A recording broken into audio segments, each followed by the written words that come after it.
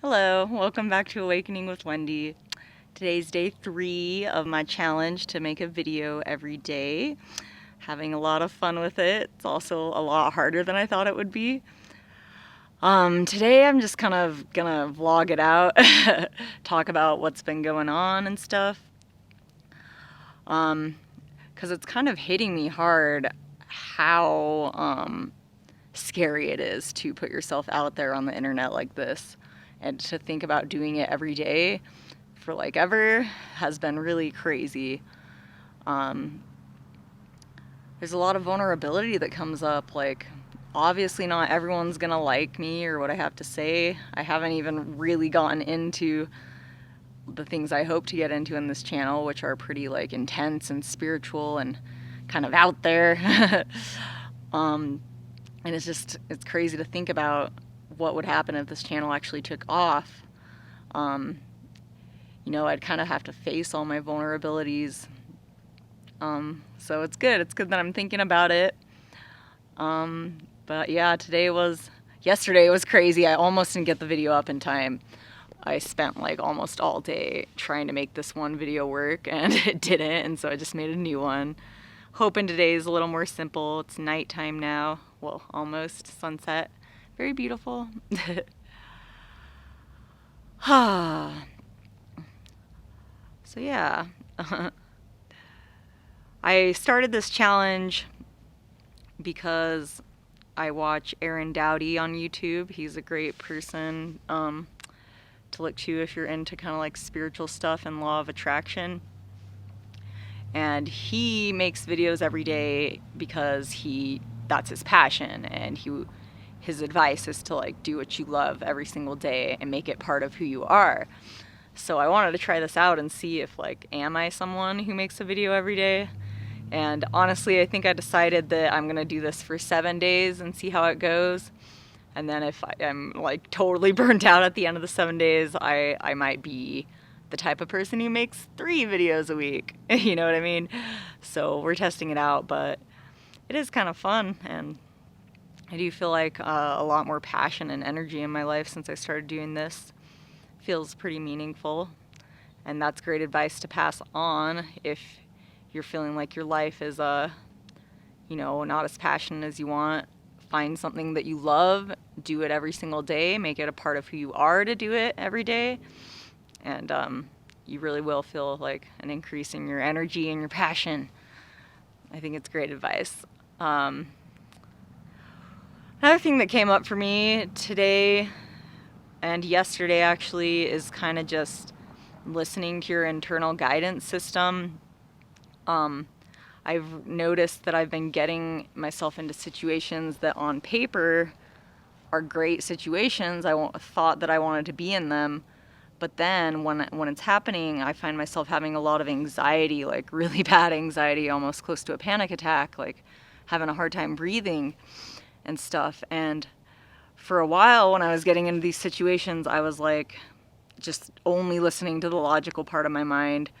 Logically, I like this person, or I want to be here. There's nothing wrong about it that I don't agree with or that I don't want to be here. And I was like listening to that part of my mind. But the issue with that is if I only listen to that part of that mind, I start to judge myself. I'm like, yeah, there's no reason I shouldn't be here, so what's wrong with you? Why aren't you enjoying yourself? Just go have fun like everyone else. What's your problem? Why are you so sensitive? And I realize that's not very nice to myself, isn't it? Is it? No, it's not. And as I stated at the beginning of this journey, this is a journey of self-love and having enough love for myself so that I can spread it outwards. But you gotta have that stability within and that love within. And so yeah, I've been really thinking about my internal guidance system, and it's gonna be hard because this isn't something I have been doing really, but I'm gonna start saying no more to things, even if they look good on paper, if I'm not feeling it and the thought of doing it gives me so much anxiety that I feel like I have to get an energy drink, do something about it to like make myself feel differently. I might not just automatically say no, but I'll think about it at least and think about why I'm feeling that way. And then another thing I'm going to do is have compassion for that part of myself that doesn't want to be there, instead of being like, what's wrong with you? Just like I said to do with the heart. Like, hey, are you okay? What's wrong? How can I help you? Oh, what do you want to do tonight? Is this something you don't want to do? Oh, okay, why? Is there anything I can help with, you know? And like, I think that way I'll figure out what's causing the anxiety, and hopefully I'll find things that I really, really, really want to do and that I'm so sure about, because that's what I really want to find, is something I'm passionate about that I know for sure I want to do no matter what. That sounds great. So yeah, we all have this internal guidance system. I know anxiety is an issue that a lot of people have, and it's a tough one because we often have anxiety when we have to do something, like at work, and in that case you can't just be like, no, I want to opt out. And then also, I think there's a lot of times when we have anxiety and it's something we do really want to do. We've decided, we've set an intention, I'm going to do this because it's part of my higher purpose, but then like right when you're supposed to do it, the anxiety starts kicking in.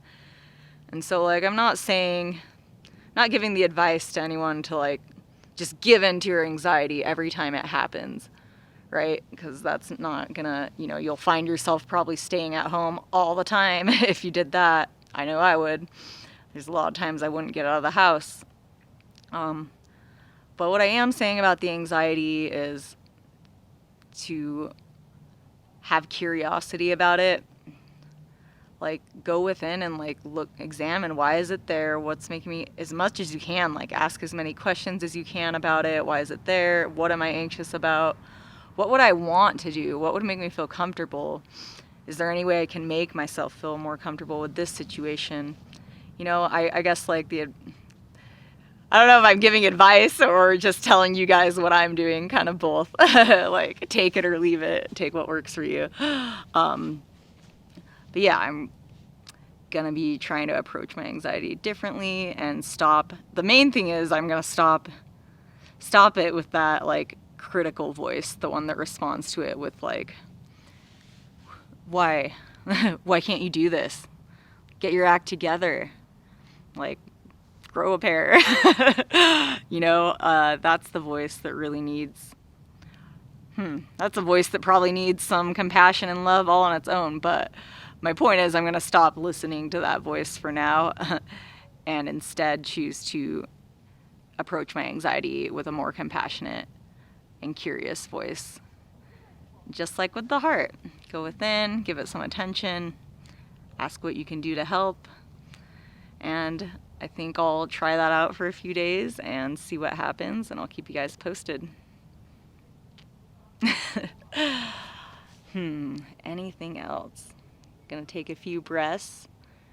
I invite you to join me if you are so inclined.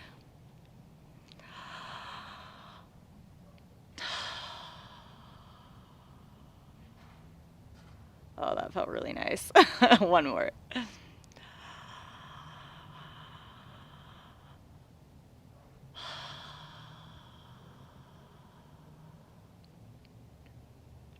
Much better. My anxiety wants to speak now. I think I hear it just like my heart was saying, thank you. Thank you for giving me the attention.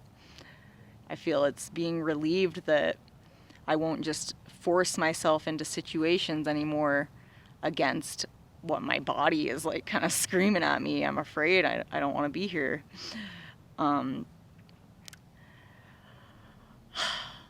And your body has all sorts of messages for you. It's very powerful. Be wary of that critic in your mind, that especially if it has that mean voice saying like, get it together, you should be able to do this. There is no you should be able to do this. I don't think that's like ever really a healthy way to approach your emotions, because that's to say like, you shouldn't be having this emotion. And what we really need is compassion for ourselves. That's the way to find true self-love. So, I did it! Day 3! Yes! Thanks so much for watching and tuning in. Love you all. Love you so much. So much appreciation for anyone who watched this video. Mwah! Thank you. And I will see you guys tomorrow.